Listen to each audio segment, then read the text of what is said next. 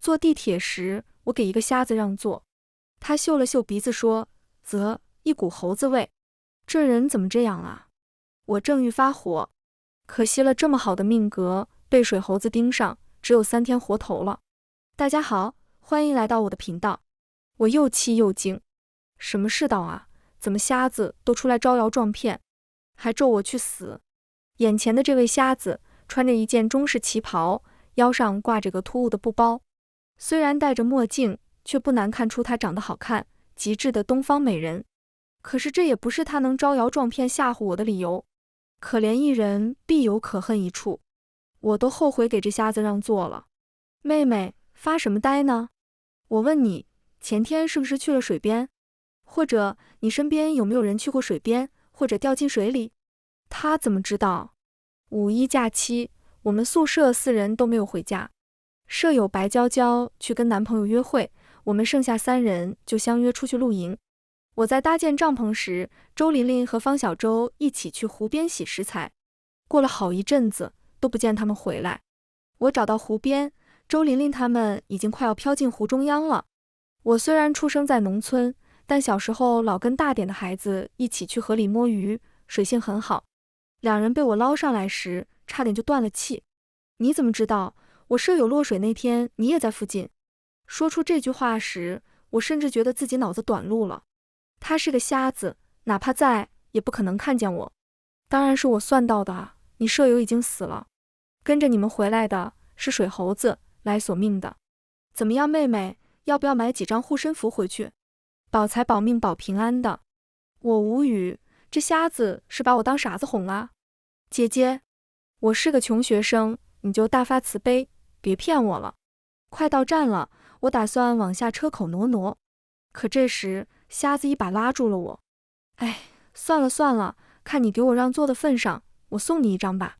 你别不信，你仔细想想，最近你舍友有没有说奇怪的话，做奇怪的事？还有，水猴子上岸太久，每天中午一定会去洗澡。奇怪的事倒是没做什么，再说他们2个人都掉下去了，算命瞎子说漏了这一点。等等，周琳琳好像最近几天都是中午洗澡，莫非真的不对劲？可水猴子到底是个啥东西？妹妹，我可警告你，别犹豫了，你印堂发黑，此为大凶，必有死劫。诺，这是我的名片，符纸你也拿好，只能帮你到这了。我愣愣地接过东西。广播提醒到站点后，我下了车。一阵凉风吹过，冷不丁打了个寒战。半夜，几滴水珠落在我的脸上，滴答滴答。我死得好惨啊！我要你们偿命。听到这话，我瞬间清醒，确认声音是从我上方传来的，后背不停地冒出层层冷汗。我擦了擦脸上莫名其妙的水珠，转头看对面床铺的2个舍友，方小舟跟白娇娇都在熟睡，他们并没有听到我上铺的周琳琳发出的动静。怎么办？要不要叫醒他们？我正犹豫着，上铺的周琳琳又发出一阵奇怪的抽噎声。我死了，我要你们偿命，给我偿命！我绷不住了，这也太恐怖了。我悄悄地下了床，走到对面方小舟的床铺，因为他是下铺，我可以很快叫醒他。我摇着他的身子，他悠悠转醒，看到我时瞪大了双眼。他张嘴准备大叫一记，我快速捂住了他的嘴。许是床铺晃动，把白娇娇也吵醒了。白娇娇是个大小姐，脾气不好，她探着头就开始指责我们：你们2个大晚上不睡觉，神经病啊！我连忙给她做了个虚的手势，我是示意他们看手机。我把他们2个拉了个群。周琳琳不对劲，她说她死得好惨，让我们给她偿命。白娇娇，你没事吧？没事就去医院看看脑子。大半夜的，这个玩笑不好笑。方小舟，他是不是做噩梦了？毕竟前几天刚掉进湖里。我满脑子都是今天那个算命瞎子的话。你舍友已经死了，跟来的是水猴子，是来索命的。我正想着，几滴水又从上铺渗了出来，掉在我的脸上。周琳琳又说话了：救命，水里面好冷，救救我！为什么不救我？你们听见了吧？他真的不对劲，而且他的床板不停地渗出水珠。方小舟，不是吧？他刚说水里冷，应该是做噩梦了，你别怕，快睡吧。白娇娇大惊小怪，那他床板上的水怎么解释？方小舟，要不我去看看，兴许是水瓶没盖紧。方小舟从床上下来，他在我们宿舍一直是胆子最大的。他走到我的床铺跟前，踮着脚往上面看去。我看着他伸出手，在周琳琳床铺上一阵摸索。许久，他摸了个水瓶出来。他在我眼前晃了晃，水瓶确实没有盖紧盖子。方小舟，我说的没错吧？小易，你快睡吧，别怕。周琳琳说梦话不是1天2天了。我回复他一个库洛米点头的表情包。我总觉得这件事没有那么简单。我打开百度，搜索了一下水猴子的词条，网页内容让我触目惊心。这个世上真的有水猴子，真的会把人拖下水里索命。可是这个水猴子为什么能上岸呢？不知什么时候，我迷迷糊糊的睡着了。睡梦里，感觉周围越来越冷，寒气直往我身体里钻，呼吸变得急促起来。我挣扎地睁开眼睛，眼前浮现着周琳琳那张脸。她以一个极为诡异的姿势站在我的床头，双手死死地掐着我的脖子。啊，林毅，你为什么不救我？林毅，你要给我偿命！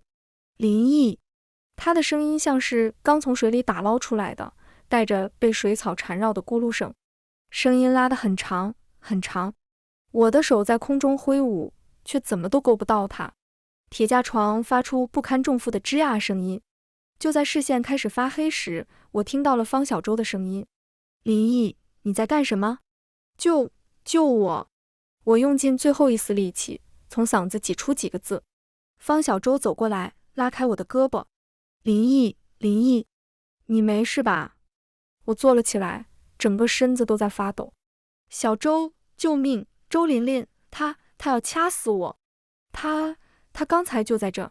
我好不容易哆哆嗦嗦地说完一大段话，可接下来方小舟的话让我更加毛骨悚然。小易，你是不是梦魇了？我起来就看见你自己在掐脖子，脚还在乱蹬。我不可置信地看着方小舟，明明刚才周琳琳还在这里掐着我。方小舟为什么说没有看到？方小舟见我不信，他指了指上面的床铺，你看，周琳琳睡得好好的。小易，你是不是有什么心事？今天怎么奇奇怪怪的？不可能，刚才我一定是看见了周琳琳。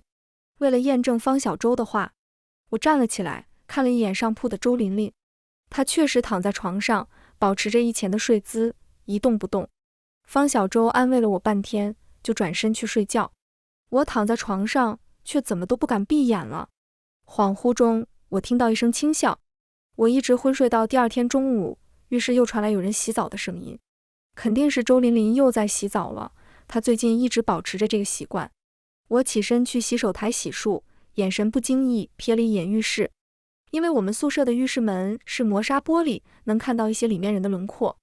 玻璃上隐隐泛着一个黑色的身形，这绝对不是平时见到的周琳琳。周琳琳皮肤很白，站在太阳底下都能发光，所以她一定就是那个水猴子。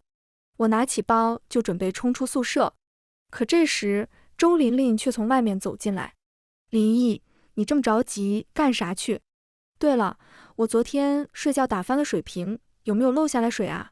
我看着他手里抱着新的床上3件套，愣了神。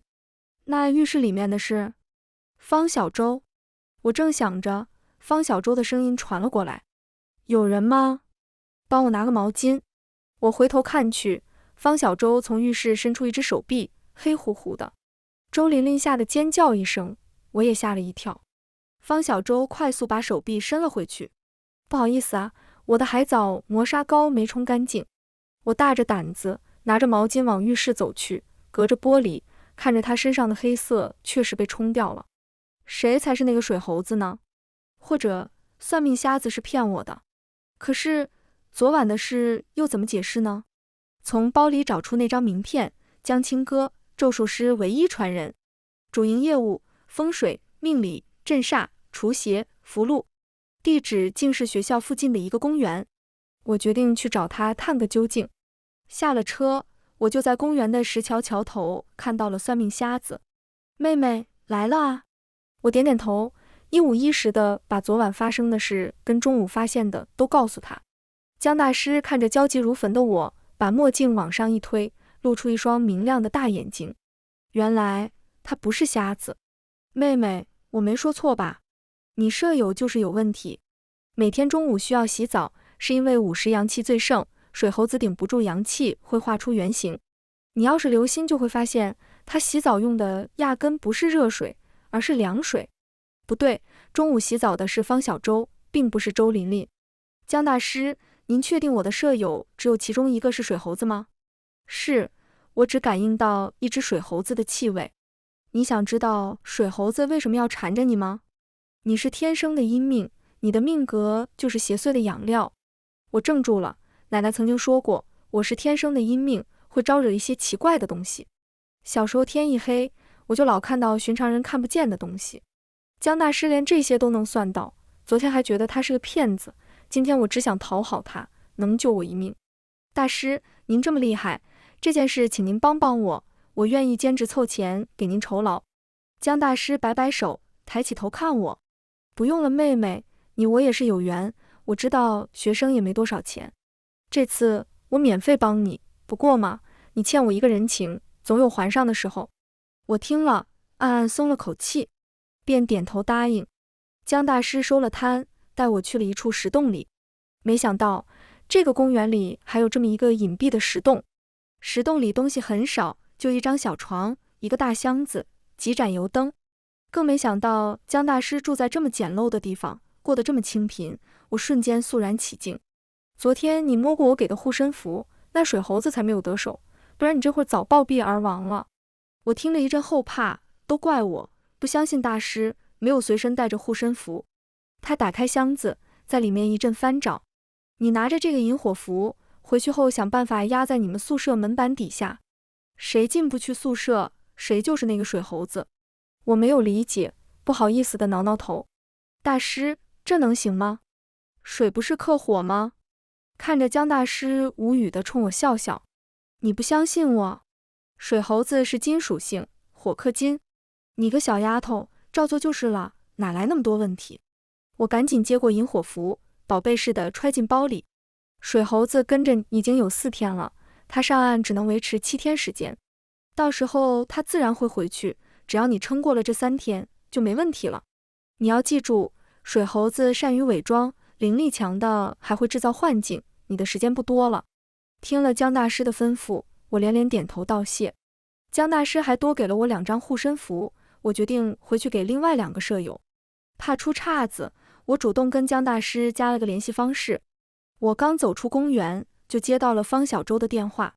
小易，周琳琳好像不对劲。方小舟告诉我，周琳琳下午在宿舍里像是在祭拜什么东西，口中念念有词，说了一堆奇怪的话，还提到什么夺命的事。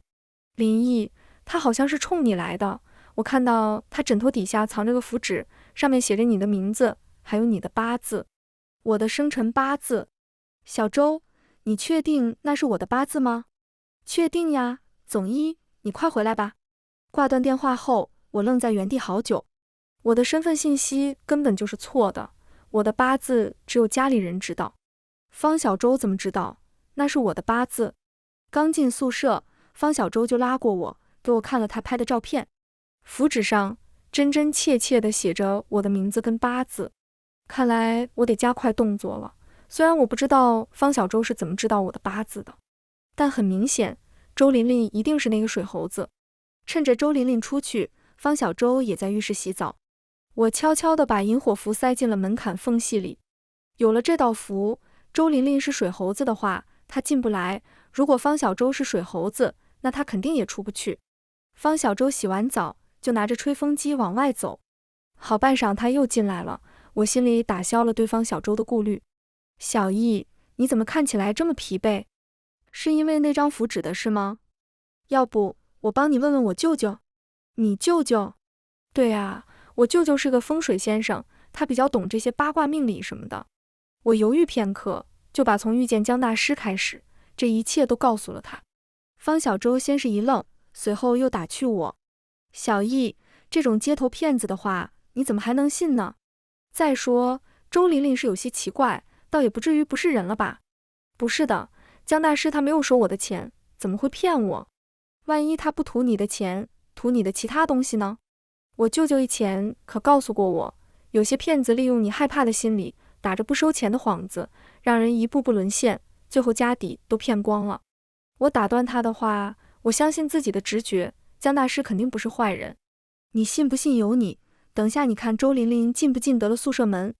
见我认真的态度，方小舟也没有再反驳。我顺势把符纸塞进他的手里，这个你拿着，以防万一。小易，这是你千万别告诉白娇娇，她知道了一定不会相信，说不定还会骂我们。我点点头，看着另一张护身符，犯了难。说实话，白娇娇一直高高在上，对我们宿舍里每个人都颐指气使，更瞧不上我这种农村来的。但是骨子里的善良还是让我选择救她。方小舟说的对，我跟白娇娇说这种事，她不会相信，反而会嘲讽我一番。于是我把护身符压在了她枕头底下，希望能在关键时刻起作用，救她一命。门口响起了脚步声，吧嗒吧嗒，有人来回的走动。方小舟探出头去看了一眼，他神色复杂的拉着我的手，悄声说：小易，周琳琳在走廊里一直徘徊，是不是？果然，放了引火符，周琳琳进不来了。别怕，只要引火符在，我们宿舍里面就是安全的。看着方小舟整个人都在抖，我安慰着方小舟。有了江大师的帮助，我从容多了，也少了些害怕。周琳琳，你怎么不进去？我等会儿再进去。听着门外的动静，是白娇娇回来了。白娇娇打开门的一瞬间，还翻了个白眼，嘴里嘟囔了一句神经病。这下我们3个人都齐了。看着白娇娇，我还是不忍心，想把这件事告诉她。方小舟一把拉住了我，摇摇头。我打消了这个念头，愣神似的盯着门口，直觉告诉我，今天晚上一定不会太平。等我们都躺在床上时，白娇娇突然开口了：周琳琳怎么还不进来？在门口走来走去干什么？吵死了！楼道里吧嗒吧嗒的走路声很刺耳，一脚一脚的，像是重重的踩进我心里。整层宿舍楼就剩我们一个宿舍有人住，更加惊悚了。方小舟掏出一副耳塞，递给了白娇娇：你先用这个吧，他可能有点事，你先睡吧。白娇娇接过耳塞，翻了个身就没再说话。夜越来越深，我也抵挡不住睡意，沉沉的睡了过去。半夜，门嘎吱一声打开了，我猛地惊醒，周琳琳竟然进来了。不可能，引火符不起作用了。我是最靠门的床铺，我清楚地看见周琳琳站在门口，她如释重负般地盯着我，露出个笑容。不对，怎么回事？林毅，你还不睡啊？不知怎么的，听着周琳琳的话，我的后背直冒冷汗。我甚至都不敢开口询问她刚才在外面干什么。等她爬上床，我才起身去门缝里检查那张符纸，符纸并没有问题。小易，我就说吧，你被骗了。方小舟不知什么时候醒了，给我发来消息：小易，你别信那个江湖骗子的话，明天我带你去找我舅舅，他一定会帮你。好。偏偏这时候江大师也给我发来了消息：妹妹，那水猴子进不来了吧？你今晚安心睡，明天你来公园找我。我把事情的经过告诉了江大师，没多久他就回复了我：你那个舍友有问题，符纸一定是他动了手脚，你千万不要跟他去。我已经不知道该信谁的话了。江大师说周琳琳是水猴子，方小舟说江大师是骗子，江大师又转过来说方小舟也是坏人，要对我不利。可是据我的了解，方小舟也不会玄学风水这些，他又怎么能对符纸动手脚呢？再者说，周琳琳也好好的，一点也不像是水猴子附身。难道陌路相逢的江大师才是那个彻头彻尾的骗子？那周琳琳有我8字的符纸又是怎么回事？我纠结了一晚上，没敢入睡。方小舟一大早就起来收拾，他兴冲冲地告诉我：我舅舅答应帮你看事了。见我犹豫，他趴在我耳边说：“放心吧，不要钱。”为了弄清楚谁才是那个要害我的坏人，我只好答应方小周去找他舅舅。出了学校，方小周打了车，走了很远的路，绕到了郊区才停下。眼前是一栋自建别墅，方小周扬着眉头：“没骗你吧？我舅舅可厉害了，他还给好多明星土豪都看过风水呢。你看他这栋大别墅，哪里是你说的那个骗子能比的？”我也很诧异，方小周的舅舅竟然有这实力，心里的戒备也慢慢放下了些。方小周的舅舅是个40多岁的中年男人，胡子却是花白一片。见到我的第一眼，他就双眼泛着亮光，惊叹道：“这小姑娘一看就是个极好的命格，阴日阴时生的，好时辰。小姑娘，听小周说你遇上怪事了？”我点头，把这几天的事跟他讲了一通。扯淡，那骗子纯属扯淡。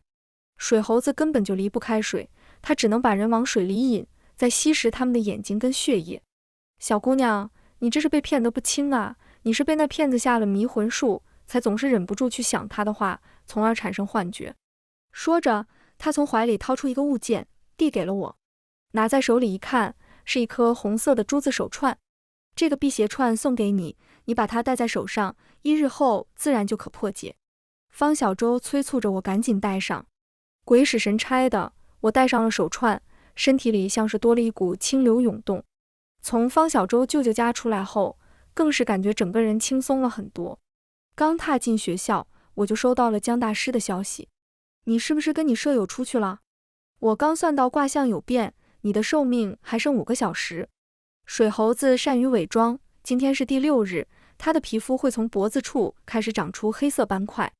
看着手机上的几行字，我的腿几乎要软了下去，因为我抬起头的一瞬间，扫到方小周后颈的一块黑色。林毅，走啊，怎么不进去？方小周的声音像是带着蛊惑，我的手脚开始不听使唤，我好像失去了意识，整个人晕乎乎的。夜里突然被一丝寒意惊醒，我看见周琳琳站在我的床头，那张脸扭曲的不成样子，她浑身像湿透了般，慢慢伸出双手，一滴一滴，她身上不断滴着黑色的水珠。我尖叫着，方小周跟白娇娇也醒了。白娇娇目光呆愣，过了好一会儿，她才揉了揉眼睛。林毅，大半夜的你鬼叫什么啊？我紧张到发抖，不知道周琳琳下一步会做什么。我慌忙把江大师给我的符纸握在手心，我吓到忘记了呼吸。周琳琳在我身边停下，用歪扭的鼻子使劲嗅了嗅后，她竟然转过身向着对面床铺走去。一瞬间，我好像明白了，她是靠寻找气息来识别我们在哪。我急忙示意方小周跟白娇娇捂住口鼻，方小周照做。周琳琳在她的床铺跟前停留了半分，在地上来回踱步，满地都是从她身上淋下来的水。白娇娇突然尖叫不止：“周琳琳，你不是下午回家了吗？怎么这副鬼样子？”周琳琳回家了，那眼前这是？白娇娇，你说的是真的吗？周琳琳真的回家了，千真万确。下午我亲眼看见她收拾行李，说家里老人去世了。不，是幻觉，这一定是水猴子的幻境。周琳琳不在，那这是方小周，对，水猴子是方小周。我想起来了，方小周的后颈有黑斑。果然，我在抬头看的时候，那张脸变成了方小周的模样，而方小周的床铺上压根就没有人。方小周怪笑着在地上来回的走，吧嗒吧嗒，水不断的从他身上滴落，他的头发像水草般疯长起来，黏黏腻腻的。我示意白娇娇屏住呼吸，慢慢下来。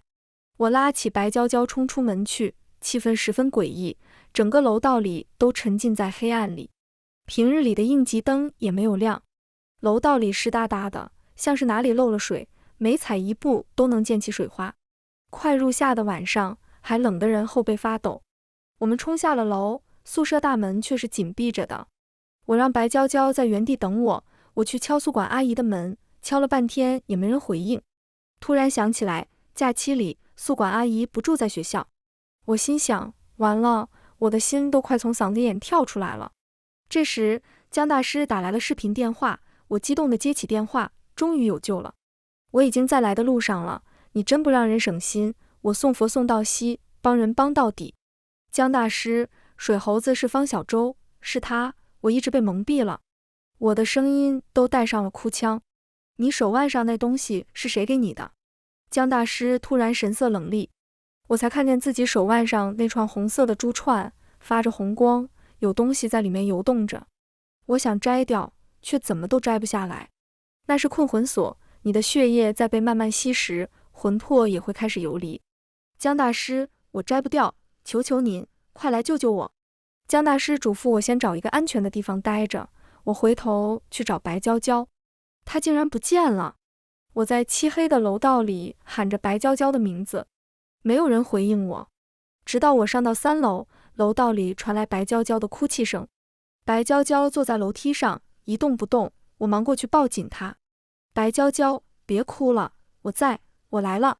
刚才一阵白雾，我怕走丢了，就想去找你，结果就到这里来了，我不是故意的。没事，没事，走，我们先躲起来。我拉起白娇娇的手，继续往楼上走去。我想到了个安全的地方，楼上天台。四周的雾气越来越重，很快打湿了我的睡衣，越发觉得冷。小易，我好害怕，你会保护我的，对吧？我们不会死吧？我真的好害怕。白娇娇在身后，声音都带着嘶哑的哭腔。我握紧她的手，她手心里紧张地冒出一层层汗，湿漉漉的。说太多话会留下很重的气息，我只好不停安慰她。没事，一会有人来救我们。娇娇，尽量减少呼吸频率，水猴子就找不到我们。白娇娇止住了哭泣，也不再说话。我觉得更冷了，一直爬到5楼，快到我们宿舍时，突然门打开了，我看到白娇娇从宿舍门里出来。她看见我就惊叫一声：林毅，你后面，你后面。眼前是白娇娇，那我后面。我猛地回头，发现身后拉着的白娇娇，不知何时变成了方小舟的模样。她浑身泛着黑气，乱发贴满了整张脸，头发像水草一样缠上了我的腰。我惊慌地撒开拉着她的手，怪不得刚才我觉得后背很冷，怪不得她的手心湿漉漉的。我头皮一阵发麻，往白娇娇那边跑去。白娇娇也吓得瘫软在地上，我拉起她往宿舍里冲去。快锁门！我反手甩上宿舍门时，白娇娇紧张的指甲几乎掐进我胳膊里。走廊外传来啪嗒啪嗒的踏水声，每一声都像是踩在我的神经末梢上。啊！白娇娇突然尖叫，我顺着她颤抖的手指望去，发现门缝处缓缓渗出黑色的液体。林毅，林毅，你开门啊！你看看我，我是方小舟啊！方小舟阴森的声音在楼道里回荡。我多希望这一切都是幻觉，手腕处的红光越来越亮，整个灵魂都像被抽光似的。人在慌乱的时候，脑子里会想很多。我在想，为什么放假不回家？为什么要去湖边露营？我似乎要把生平所有事迹都回忆一遍。在我绝望的准备等死时，楼道里传来一声痛苦的惨叫。借尸还魂的水猴子也敢在我的地盘上撒野。江大师的声音突然从门外传来。我打开门，江大师穿了件暗红色道袍，手中7星铜钱剑嗡嗡震颤。终于有救了。方小舟喉咙里发出咯咯咯的怪笑，皮肤像融化的蜡油般剥落。我看到他后颈裂开一道血口，墨绿色触手破体而出，身上也长满了水草一样的毛发，腐臭的粘液滴在地上，腾起黑色的雾气。白娇娇见状，跌坐在地上，翻着白眼就晕了过去。我也止不住地干呕起来。小心！江大师甩出一股金线缠住我的腰，将我拽离原地。水猴子的触手擦着我耳边飞过，在门上戳出碗口大的窟窿。触手再次袭来时，我将手里的护身符挡在前面，符咒遇邪气自燃。水猴子被烫得发出凄惨的嘶吼声。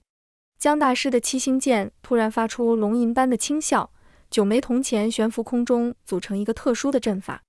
他双手结印，嘴里念着咒语：天地玄宗，万气本根，广修一劫，正无神通，破。7星剑引着火光贯穿了那水猴子的胸口，他在雷火中挣扎嘶吼，我仿佛看到了方小舟的面孔，在其中痛苦扭曲。小舟，我呢喃着，方小舟他是无辜的，这一切都是水猴子搞的鬼。不要看他的眼睛。江大师立刻捂住我的眼睛，感受到一丝力量波动。再次睁眼时，眼前只剩个烧焦的黑影，发出一股浓烈的焦味，还夹杂着腐臭味。小小的水猴子还敢祸害人，我最讨厌猴子了。江大师收了装备，向着那团焦黑形状走了过去。烤得真焦。我跟了过去，看到地上那团黑团，胃里一阵反酸。江大师，这方小舟他……我欲言又止。江大师好像看出了我的想法，指着那团焦黑的尸体：“你再好好看看，他是你舍友吗？”江大师一个响指，那团焦黑的尸体顷刻间化为了一滩黑水。因果报应，害人终害己。江大师摇摇头，我并没有听懂江大师话里的意思。江大师，这串珠子。我抬起手，珠子的红色变得暗淡起来。江大师又掏出一张符纸，用指尖在空中比划着，嘴里念着一串咒语。下一秒，一串金色的字符出现在了符纸上。符纸碰到珠子的那一刻，碎成了粉末。我感受到一股力量冲进我的体内。江大师说那是我的三魂七魄。你也是笨的可以，让人卖了还点人数钱。我算是看明白了，想要你命格的不是这水猴子，而是另有其人。江大师顿了顿，又接着说，给你这串珠子的人才是真的想要你的命格，水猴子只是他的傀儡罢了，你差点就上当送命了。一想到这里，我的鸡皮疙瘩瞬间布满全身。原来是这样，真正想要我命的人竟然是方小舟的舅舅。那方小舟的尸体呢？宿舍里平白无故消失一个人，还是说不过去的。我劝你还是不要介入他人因果。江大师故作高深，美女大师，求求您了，就告诉我吧。你想啦，宿舍里少一个人也不好交代不是？美女大师，您就好人做到底吧。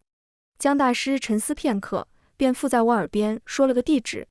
那地方我去过，正是方小舟舅舅的别墅。